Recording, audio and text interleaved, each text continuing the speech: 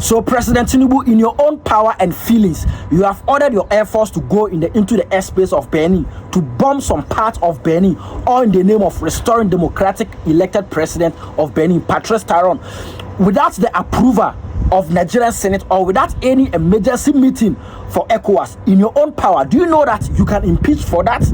And some Nigerians are there claiming supremacy, making us on social media saying that they are the powerful military in West Africa. So now I want to ask you a question. If today, if America or Donald Trump decide to invade Nigeria or drop bombs in Nigeria without the approval of Americans Congress or the Senate of America, will you guys be happy, or you will keep quiet and watch it happen?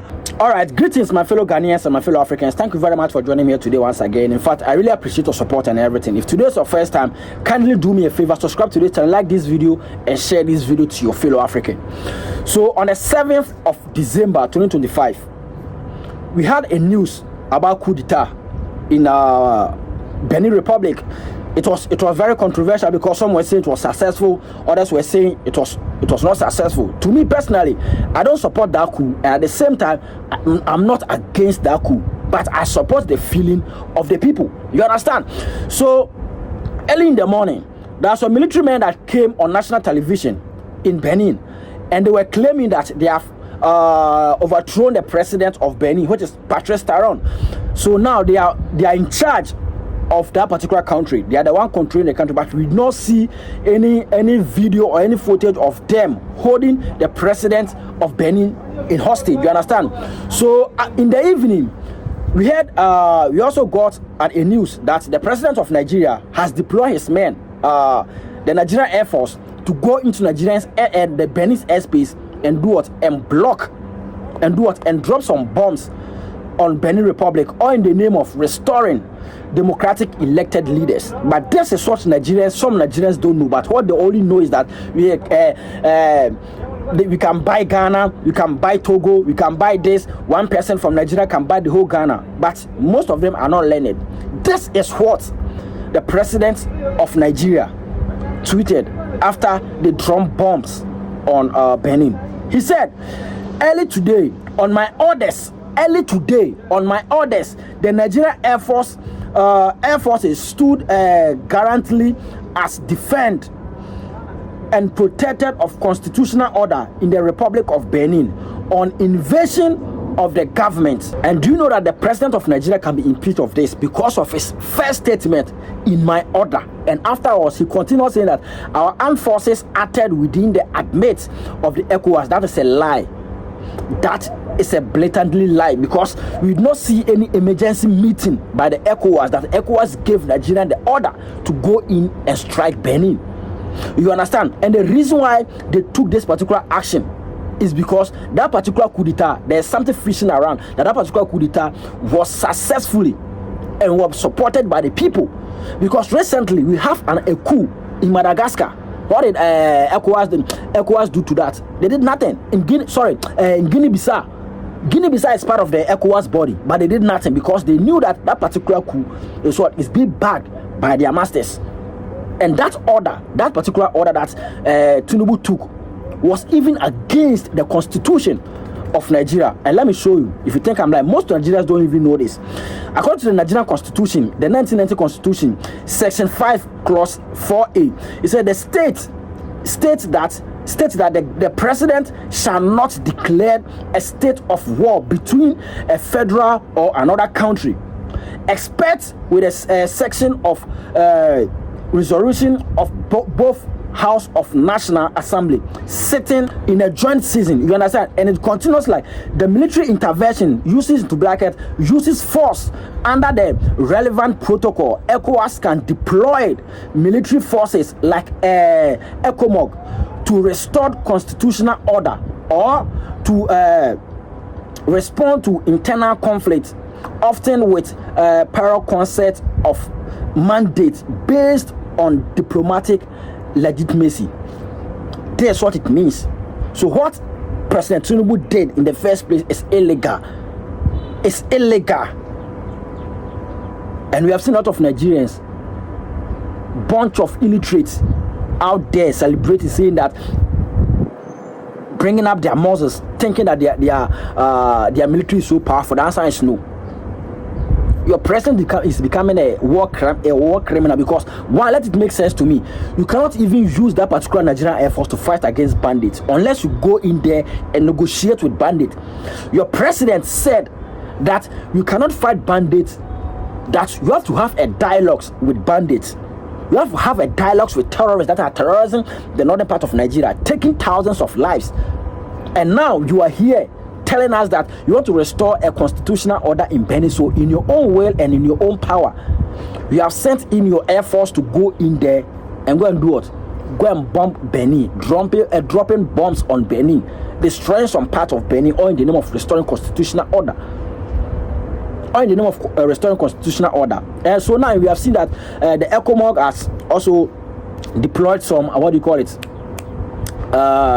reserve troops to Benin to go and do what, to go and protect the president and whatever. So the president of Benin, Patrice Talon, has come out and announced that he's safe and sound and that the seat has been returned to him, blah blah blah, whatever it is. That is not my problem, because me, in the first place, that particular coup has two faces. Because the reason why that particular coup has two faces is because, one, we have seen that all of a sudden Africa is witnessing a lot of coup d'etat, and most of them are successful, that are being backed by the people, and at the same time they are working in favor of the people. At the same time, some of them were also staged coups. Those ones that are staged coups, that are the people, that are the one that ECOWAS did not see anything about it. They did not even go in to intervene because they know that it's a staged coup. You understand? But those ones that are real revolutions, they are the ones that ECOWAS are trying to take action against them, because they know that they are coming in and expose them. They are coming in to do to work in favor of their people, to do what, to make sure that their people are living well and living comfortably, are being saved in their own country. That's it. So you guys should not sit there and be claiming supremacy, saying that you have the powerful military in West Africa. What your president did can be impeached, because if America decide to, if Donald Trump decide to invade Nigeria the way he said that he needs to come in and save Christians in Nigeria today, and he does not seek an approval from the Congress of America, the American Congress or the Senate of America, will you guys be happy? You guys should be around everywhere shouting justice for Nigeria, save Nigeria, a whole lot of bunch of nonsense. But because it's Benin, you guys are hot. You guys are happy, throwing yourself around miserably, uselessly, and talking rubbish.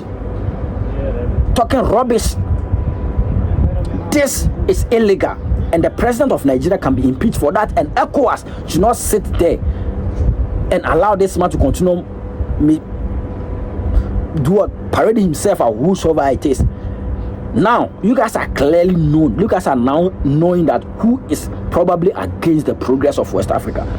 Now, you guys have seen who is against the progress of West Africa, who is against the unity of Africa. It's Nigeria. Because they have done it before in Nkrumah's time. They rose against Nkrumah and formed their own gang called the Morovia Group, and they rushed against Nkrumah. That's the reason why the unity of Africa could not come to pass. And now they are repeating the same thing.